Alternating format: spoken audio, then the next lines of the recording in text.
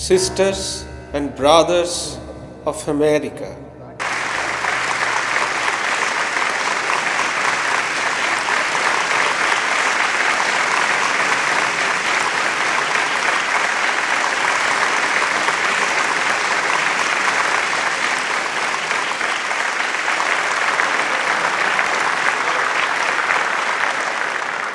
it fills my heart with joy unspeakable to rise in response to the warm and cordial welcome which you have given us.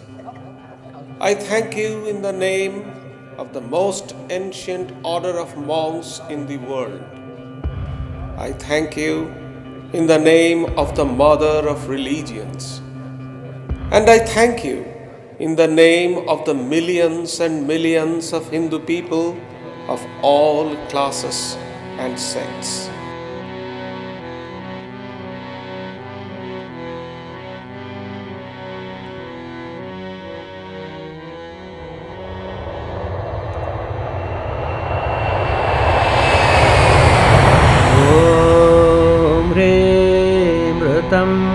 Twamachala Gunade Gunedya Saktam Devam Sakarunam Avapadapatnam Mohankasham Bahukritam Nabhadeyadoham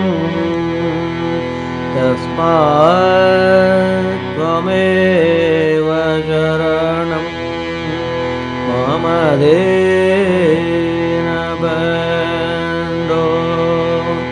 After Shamakrishna left the body, Swami Vivekananda, he lived as a wandering monk for a long time.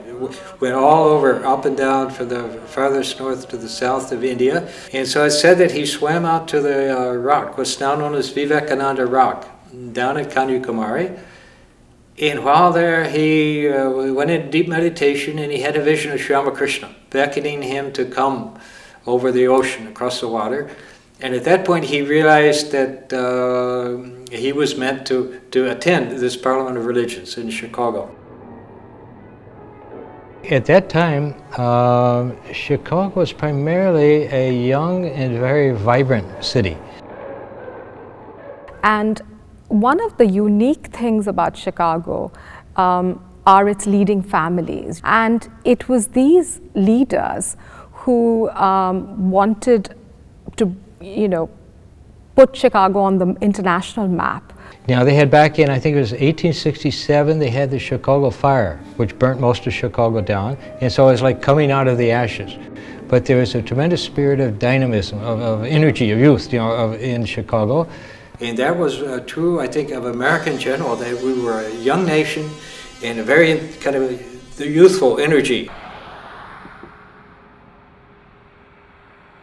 India, Bharat, a country where in the past, in world history, the most sophisticated philosophies basically come from that country. There's one particular group known as the Transcendentalists up in New England. Ralph Waldo Emerson, Henry David Thoreau, Bronson Alcott. They were familiar with some of the Hindu teachings, but basically nobody had ever come from India and spoke on Hinduism. Of course, many people were invited from India. They were representatives of many different faiths.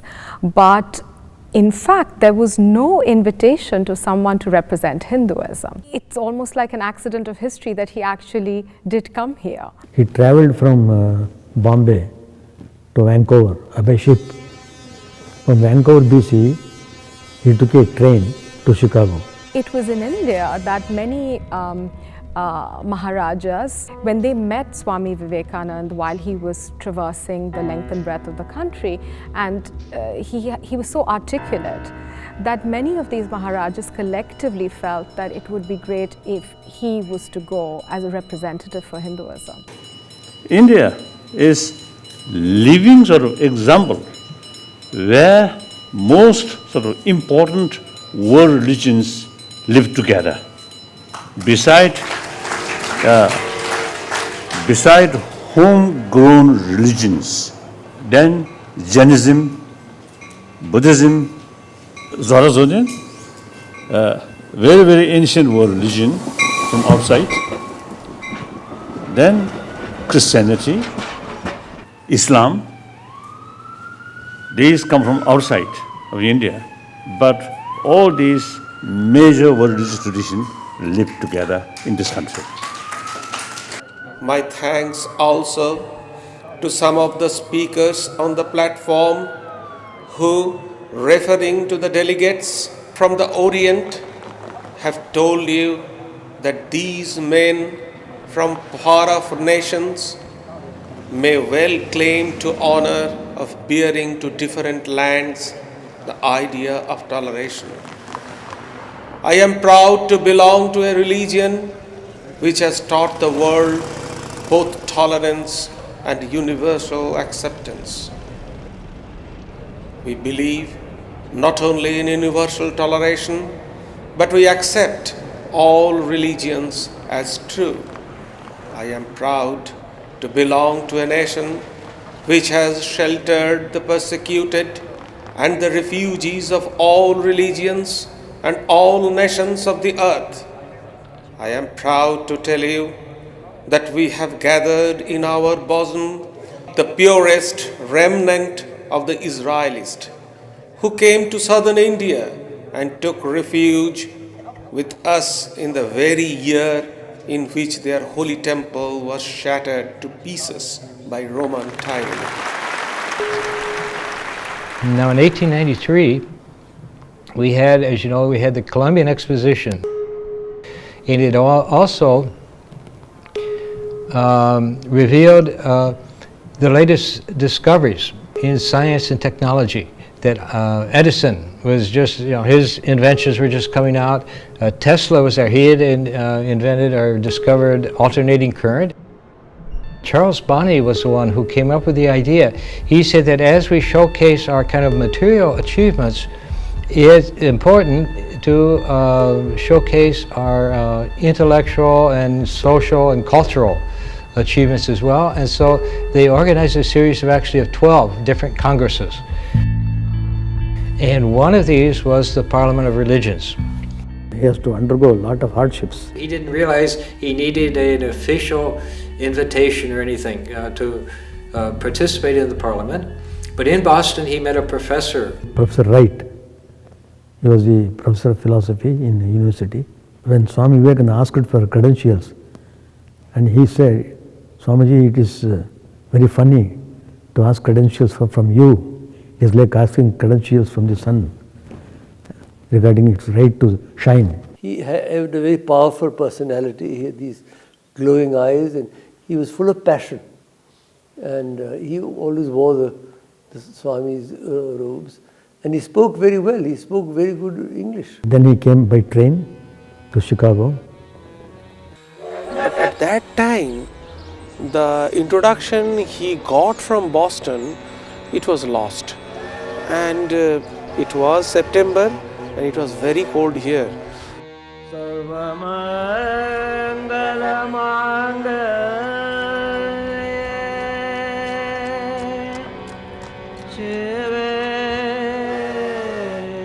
So at that time, it is said that he spent the night in the railway compartment or in the packing box. In the morning, he was totally exhausted, dejected, tired.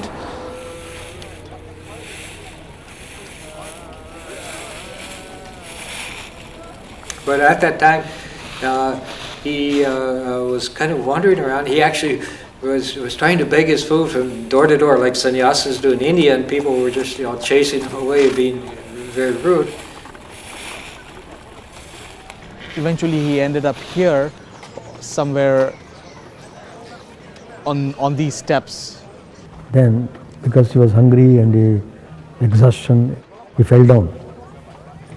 Right across, after a while, there was a house here where the Hales lived. and Mrs. Hale, through the window, saw this person sitting on the stairs, and something overcame her. So one of the sisters came out, running, sprinkled water, and took the Swamiji inside, showed all hospitality.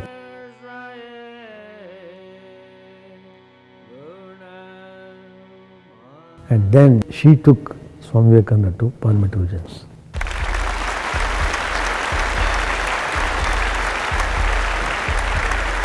I am proud to belong to the religion which has sheltered and is still fostering the remnant of the grand Zoroastrian nation.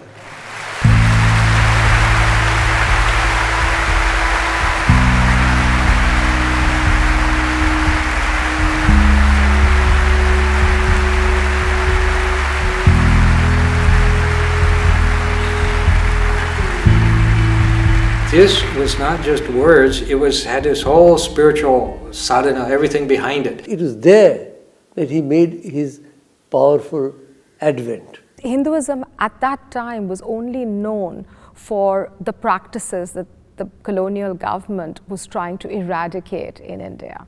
It was not known what is Hinduism, what are its tenets, what are its beliefs, what are its texts. What he was trying to do there was to say what the Rig Veda said thousands of years ago, Ekam Sat Vipraha Bahuda Vadanti. The truth is one, the wise call it by many names. The concept of multiple paths to the divine is built into the Vedanta. By comparing its beliefs and practices to other faiths that were better known at that time, that was what made Swamiji stand out. And so that speech opened a door between East and West. He visited the World's Fair, so he saw all these wonderful things of modern technology and science.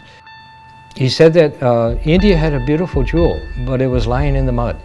He says, whereas America, they've got a beautiful case, but there's nothing inside. He wanted to combine the two, to take this spiritual knowledge of India with the technological process, human betterment that he saw in the West.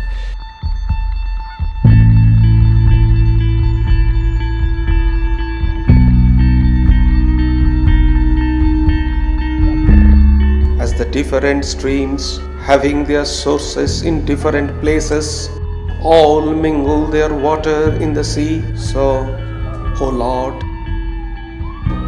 the different paths which men take through different tendencies,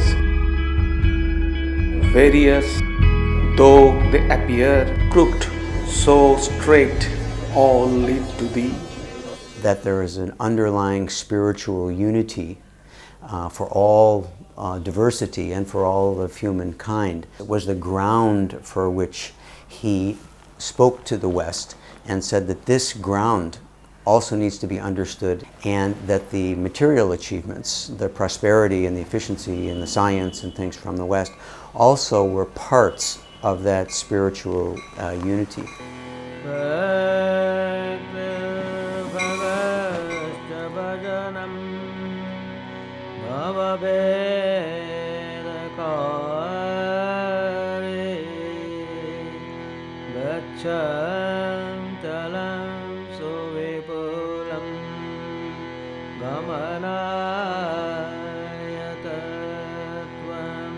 There were many reactions to Swamiji's speeches. Some people left the hall because they couldn't take his message. It was outrageous to say that we are God. It was blasphemy. Well, the reaction was from the people of Chicago. You know, when we think about the thunderous applause for 2 minutes, and in fact, he became the toast of Chicago. In the newspaper reports, they would say that, why do we send missionaries to India? They don't know, they don't need to be preached. They have these wonderful teachers. Whenever there would be a slow session, the organizers would announce Swamiji is coming to speak, and all the crowds would move from this auditorium to the other one in order to hear him speak. His audiences were always very large, and that continued outside in the salons of Chicago as well. And the way that he spoke to people was a universal, modern message that was not intermediated by language or the cultural bondage. And he also gave an affirming message to the West, was that India had much to learn from Western culture. So in his analysis of the civilizational differences between East and West, he had an affirming role for the West as well as for the East. He spoke here shortly after, for 2 Sundays in October after the Parliament ended. He would have stood where I'm standing right now, behind an older version of a pulpit, but literally I'm standing in his footsteps. The house was packed for 2 consecutive Sundays, overflowed crowd. The interesting thing, I think, is that from the Swami's appearances, there was a great interest in world religions. Indeed, that was one of the marks of the congregation throughout the 20th century. This is the place where Swamiji used to take frequent walks. As you can see, it's a very serene environment here. And in this park, Swamiji used to babysit this little girl, 5-6 years old maybe, Agnes Ewing. And that little girl, so she later on became a disciple of Swami Akhilananda of Boston. So it just shows how the spiritual influence bore fruit, down the years.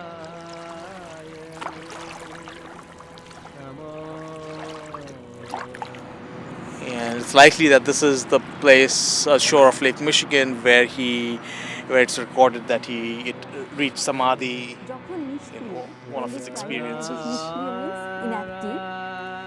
তখন ব্রহ্ম বলে কই, then I call it Brahman. যখন সৃষ্টি স্থিতি প্রলয় করেন তখন শক্তি বলে কই, কালী বলে কই.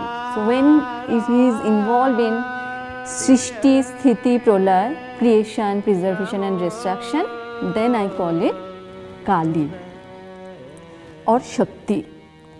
তুমি যাকে ব্রহ্ম বলছো, to who you are calling Brahman, তাকেই কালী বলছি. I am calling her Kali only. When he was alive and speaking, he was meeting with the movers and shapers, very wealthy people, philosophers, psychologists. He was at the epitome of the Western civilization at that time. And he was able to engage the community leaders. And that was one of the reasons why his impact was so great. So the Western followers who he was impacting were really leading the society at that time. One of the great contributions Swamiji made during the World Parliament, but also in his subsequent travels and talks at various universities, not just in America, but also in Europe, put the religion of Hinduism on a higher academic platform, to the extent that he got offered chairs in religious studies in different universities.